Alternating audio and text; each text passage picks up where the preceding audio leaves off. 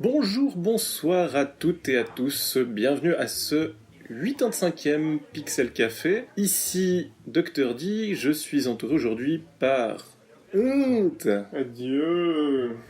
par Léviaton, Adieu. et enfin par Tomario. Salut. Salut. Eh bien, aujourd'hui, on va s'intéresser à un thème de la classe américaine, puisque on va se pencher sur une figure récurrente du monde vidéoludique, un type de personnage, à dire un archétype qui revient sans arrêt, à savoir la figure du loser. Alors les losers, je viens de le dire, c'est pas ce qui manque dans les jeux vidéo, et je voulais profiter de faire un tour de table de ces losers parmi ceux qui vous ont le plus marqué. Moi je peux commencer avec un premier qui serait... alors qui est un loser en tant que personnage, mais qui en soi est quand même le héros principal de son jeu, et qui fait des actions qui peuvent être considérées comme héroïques en tout cas de son point de vue, mais pas vraiment si on regarde objectivement ce qu'il fait.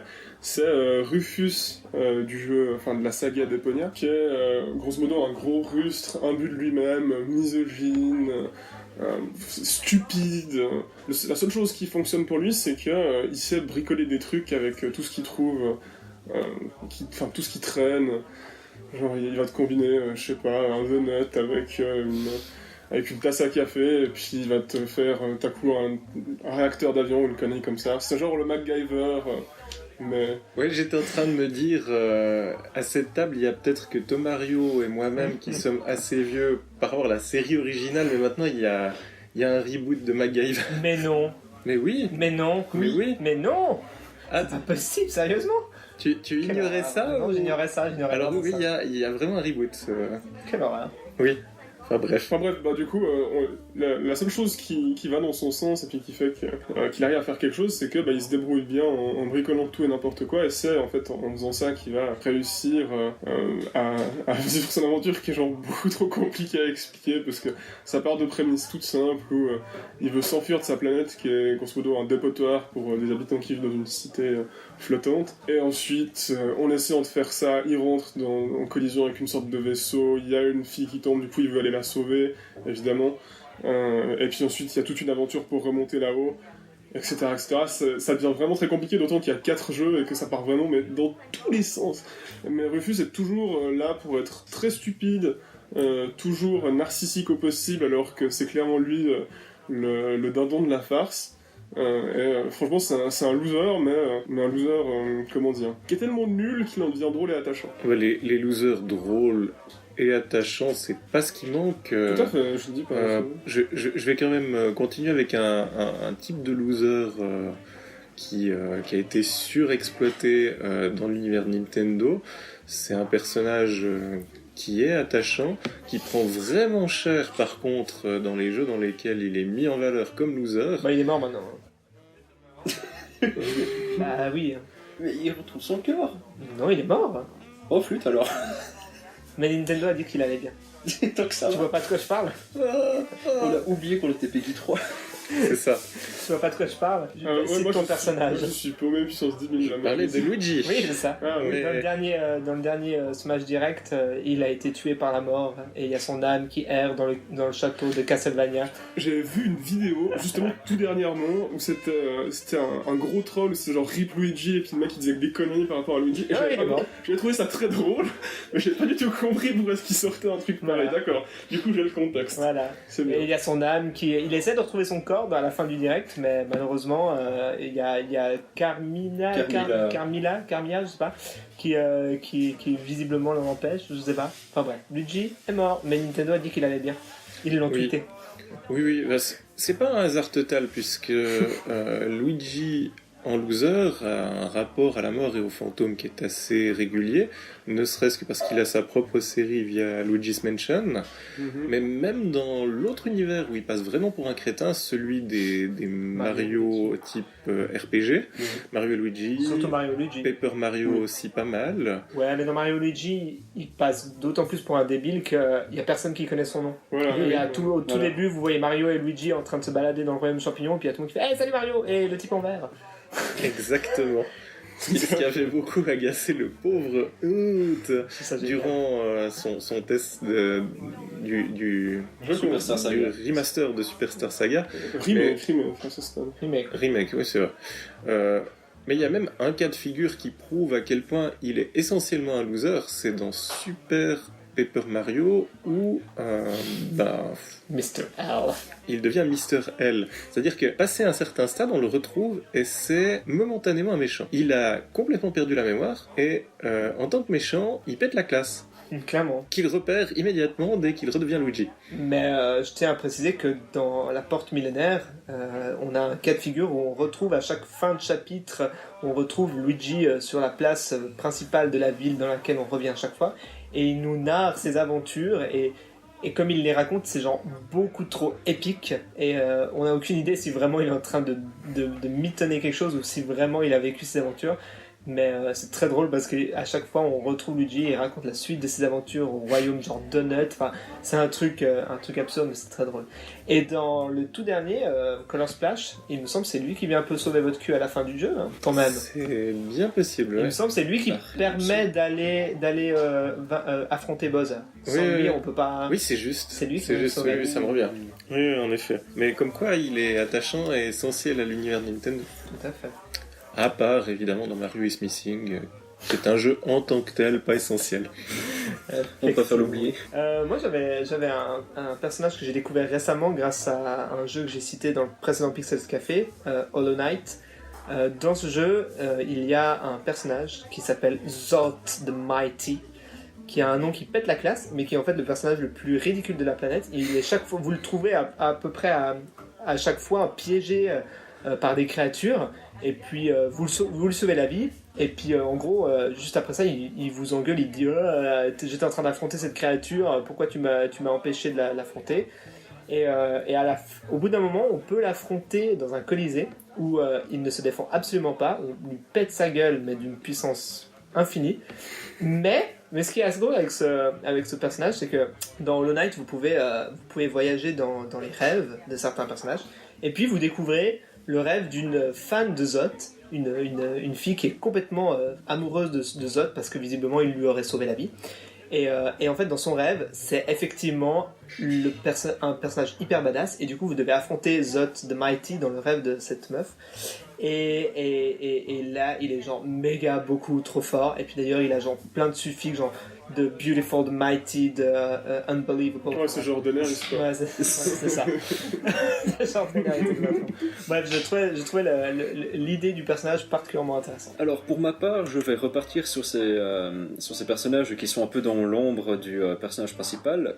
Pour ma part, un loser qui est plus ou moins, qui a un degré de lositude, si je puis le dire, qui varie selon les épisodes. Je parle de Tails ou Miles Prower, l'ami des Sonic, qui, en tout cas jusqu'à Sonic Mania, se fait complètement voler le spotlight partout où il va. Je veux dire, même Amy Rose a plus de screen time que Tails dans certains épisodes, ce qui est quand même assez humiliant, je dois l'avouer. Et dans Forces, ils ont... Alors jusqu'à Sonic Mania, on retrouvait un peu le Tails un peu gamin, mais quand même assez courageux. Mais dans Forces, ils l'ont complètement détruit, je crois. Ils l'ont... c'est un meurtre. Où on le voit se cacher derrière la carcasse de... Je sais même plus comment s'appelle ce robot, en criant au secours, genre « Ah là, Sonic !» Alors que, plutôt dans Sonic Adventure, on le voyait combattre ce même ennemi avec 4 émeraudes du chaos dans son corps, ce qui est... totalement, c'est totalement insensé. Je ne comprends plus rien. Je ne comprends plus rien. L'univers de Sonic. Oui, il est passé de sidekick à grosse victime. C'est ça. Et je ne comprends pas les décisions des scénaristes pour le peu qu'il y en ait. Je crois pas qu'ils comprennent non plus. Je crois pas non plus, non. Et moi, je vais à nouveau parler d'un personnage, enfin d'un loser attachant. Déjà parce que le personnage en tant que tel l'aime, et ensuite, dans le jeu, plus on va explorer sa backstory, plus en fait on va découvrir qu'il a vraiment pas eu de chance, et puis on gagne beaucoup en sympathie pour lui. Ça vient du jeu Pyre, qui est un jeu indépendant qui a été développé par ceux qui ont fait notamment Transistor et puis Bastion, qui sont 2 excellents jeux. Et puis Pyre, je vous le recommande tout autant. C'est un personnage qui s'appelle Rookie Greentail, qui est en fait un chien qui parle. Et et qui a une moustache absolument fabuleuse. D'ailleurs, à un moment, c'est ça qui me fait bien rire et qui m'a fait le mettre dans ce Pixels Café, c'est qu'à un moment, il va nous poser la question, tu penses pas que ma moustache, elle fait un peu ridicule? Ensuite, tu peux lui répondre, oui, non, je sais pas, va demander aux autres.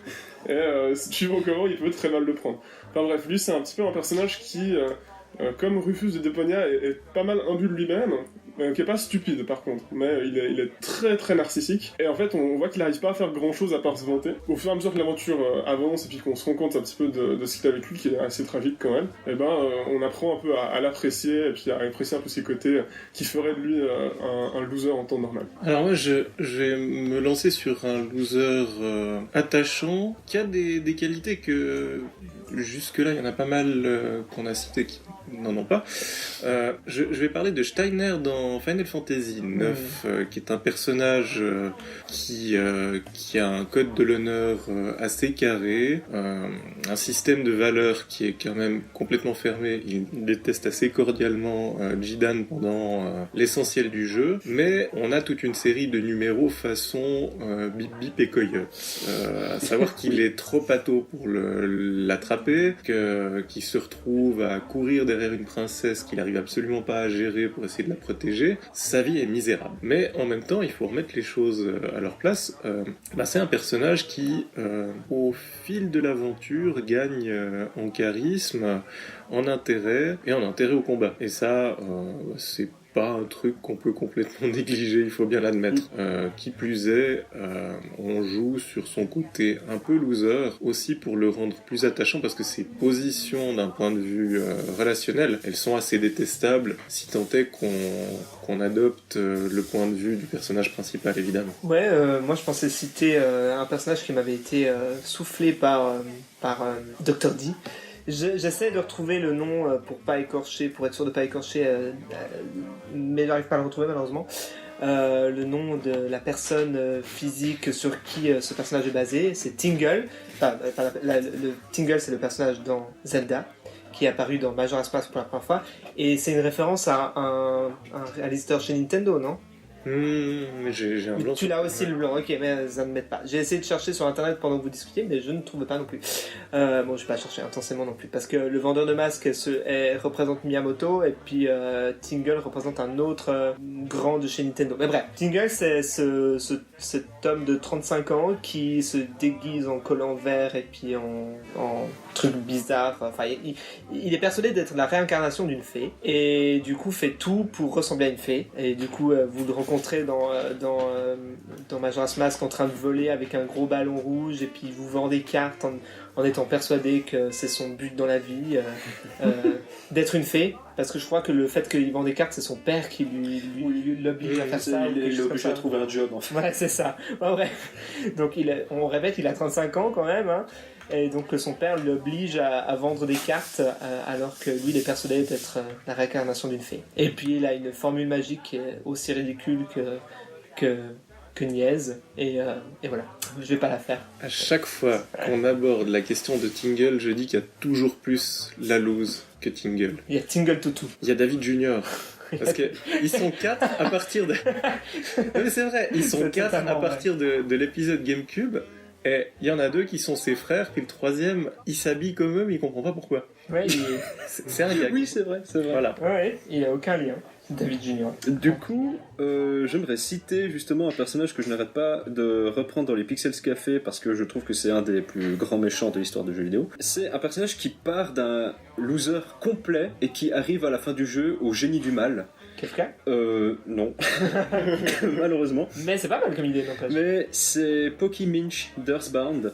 Le voisin de Ness qui, à la base, est venu réveiller son copain parce qu'il voulait absolument voir la météorite qui s'était crachée sur le haut de la colline, tout près de leur maison, et qui s'avère être un énorme lâche. Par là, il utilise Ness et son petit frère comme bouclier humain pour éviter les attaques. Il pleure constamment durant les combats, en tout cas durant les premiers combats pendant lesquels il nous accompagne. Ensuite, plus tard dans le jeu, il nous trahit pour rejoindre le chef d'une secte un peu bizarre qui prône la couleur bleue par-dessus tout. Et plus tard, il devient un immense snob, riche et arrogant, après avoir obtenu quelques-uns des pouvoirs de Gyaigas, le très très grand méchant du jeu. Et à la fin justement du jeu, on le voit dans cette complètement distordu, un peu zombifié et totalement maléfique. C'est une autre ambiance par rapport au début du jeu. On le voyait comme l'espèce de pote un peu sympa mais un peu lourdeau. Et là, on le voit avec la conviction ultime qu'il faut détruire le monde. Et c'est vraiment un des personnages les plus intéressants, surtout qu'il revient dans Mother 3 et il a toujours cette lâcheté en lui, dans le sens où ce sera jamais lui qui fera le boulot, ce sera toujours quelqu'un d'autre. Et là il utilise le frère de Lucas pour conquérir son île en fait. Un personnage charmant en somme. Oui, et il tue la mère de Lucas en plus, donc voilà. Spoiler. Alors moi je vais juste en placer un pour le troll, qui est en fait le personnage de Chloe Price dans les Life is Strange. Le premier Life is Strange et puis le Before the Storm qui lui est consacré. La raison pour laquelle je trouve ce personnage est un loser, là que après avoir joué à Before the Storm, je trouve ce personnage absolument détestable, mais au-delà de ça, c'est surtout que dans le premier Life is Strange, on est toujours derrière à lui sauver la vie, mais littéralement se dire elle meurt, et vu qu'on a le pouvoir de revenir dans le temps, mais on revient dans le temps pour pas qu'elle cleanse. Et en fait, on découvre au fur et à mesure que l'espèce de tempête qui arrive sur la ville, ce serait parce que, en fait, l'espace-temps veut que Chloé meure. Et en fait, c'est genre tout se déchaîne sur elle au fur et à mesure, et ça va vraiment de pire en pire. Hein. Enfin, je sais même que vous avez joué à Life is Strange ou que vous comptez y jouer, préparez-vous à la voir mourir genre 20 fois à peu près. Bon, vous pouvez revenir dans le temps pour régler la situation, mais c'est vraiment genre un personnage sur lequel le monde lui tire 2 gros doigts, et puis voilà, c'est genre sa vie, c'est vraiment... Pas les pouces du coup. Ouais, non, pas les pouces. C'est pas les pouces. C'est un autre doigt. C'est Dieu qui lui lance des petits cailloux en espérant qu'elle cleanse. Là, il lui lance des météorites sur la gueule. Alors dans la série Météorite, je vais en prendre un qui lui est une météorite. Je vais parler du jeu de Walking Dead, la première saison, où, comme on le sait, c'est un jeu où les relations sont très importantes avec les personnages. Il y en a qui sont absolument détestables, il y en a avec lesquels on s'attache, et de toute façon, à la fin, ils meurent. Alors, il y en a un, on s'y attache pas, mais il a un statut un peu particulier parce qu'il est casse-pied au possible, mais il est jeune et on lui pardonne plein de trucs, mais il fait des erreurs qui sont énorme, soit il trahit le groupe, il leur fait des trucs dans le dos, soit il est ultra maladroit et ça attire les zombies et il n'y a jamais rien qui se passe correctement, mais on lui doit la moitié des décès de l'entier du groupe dans lequel on est. Et ce personnage, c'est le personnage de Ben dans ce jeu, et on se le traîne assez longtemps dans la saison pour vraiment passer du stade où on le trouve un peu inutile au moment où on a juste envie que ça lui arrive à lui. Voilà, et ça c'est le loser ultime, je trouve. Alors, je vais juste mettre mon dernier petit loser de ma liste, qui est Sleepy Toad, un des membres de Star Fox, qui, je pense, aurait dû rester sur le vaisseau parce que c'est un incapable. C'est un incapable. Je ne comprends pas comment fait Fox McCloud pour le supporter, sachant qu'il détruit son vaisseau à chaque mission, il n'arrête pas de se faire poursuivre. Enfin, non. Il le répare, et c'est ça la véritable raison, c'est le mécano. Ah voilà, c'est le mécano, donc voilà, on peut pas séparer de lui. Il peut tout péter, il a le droit, il est... c'est le copain lourd, on est obligé de l'avoir, parce que voilà, mais sinon... Bah, effectivement, je pense qu'on a sorti une bonne brochette. On va s'arrêter là pour aujourd'hui. Alors, si vous voulez nous retrouver, vous connaissez la formule, évidemment, on est sur YouTube, plus trop sur SoundCloud malheureusement. On nous trouve toujours sur tous les réseaux sociaux, dans les villes, dans les campagnes et tout ça, mais surtout sur notre site internet www.pixel-association.ch. Alors, c'était Léviathan, Thomario, Honte et Dr D qui vous disent à tout bientôt. À bientôt. Ciao.